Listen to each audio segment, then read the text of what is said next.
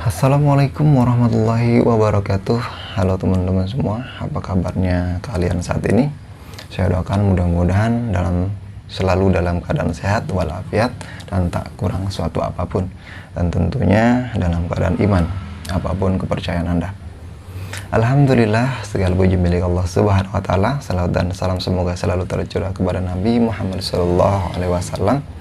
Sebelumnya, perkenalkan, nama saya Badrun, mahasiswa dari Universitas Pancasakti Bekasi dari Prodi Ekonomi Manajemen semester 2 dengan nomor NIM 28920500066.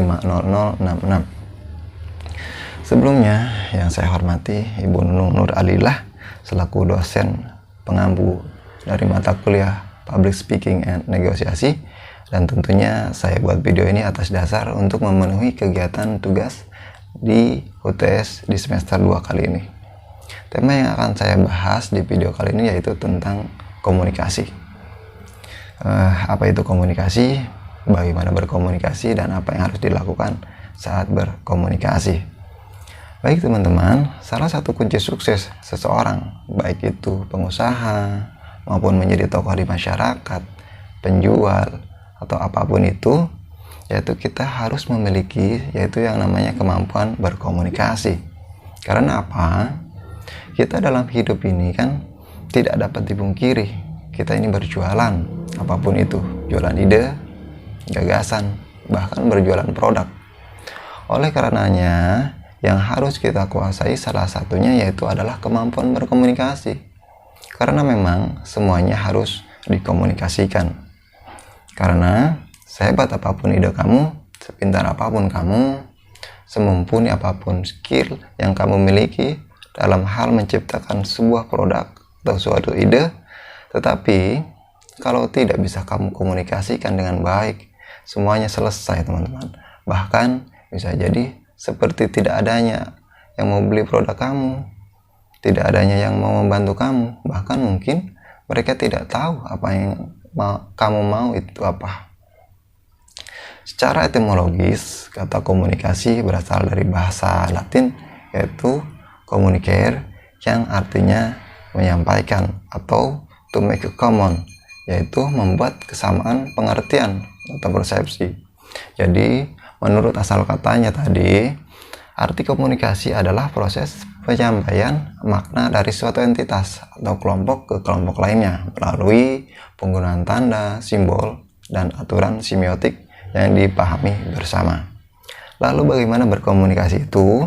Salah satu tips yang saat berkomunikasi adalah buatlah opener atau pembuka. Perlu diingat, kalau kamu ingin menjadi komunikator atau public speaker yang baik, justru kuncinya yaitu ada di menit-menit awal. Bahkan saat kita menawarkan suatu produk pun kita tidak punya banyak waktu, bahkan hanya 1-5 menit saja, dan itu memerlukan teknik. Jadi kalau pembukaannya saja salah, maka ya hampir bisa dikatakan selesai semua. Jadi bagaimana opener yang baik? Salah satu opener yang baik yaitu adanya istilah yang kita kenal yaitu labeling. Labeling itu yaitu penyamaan frekuensi. Seperti memulai pembicaraan dengan topik-topik yang sederhana, yaitu seperti memulai pembicaraan yang berhubungan dengan hobi, minat, bahkan kegemaran.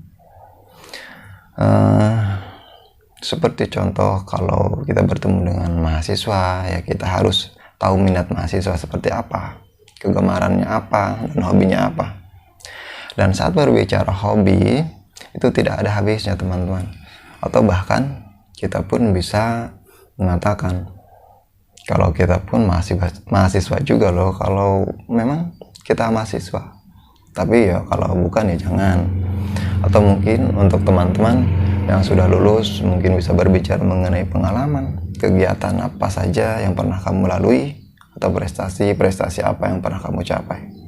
Tapi tentunya dengan bahasa yang mereka sukai.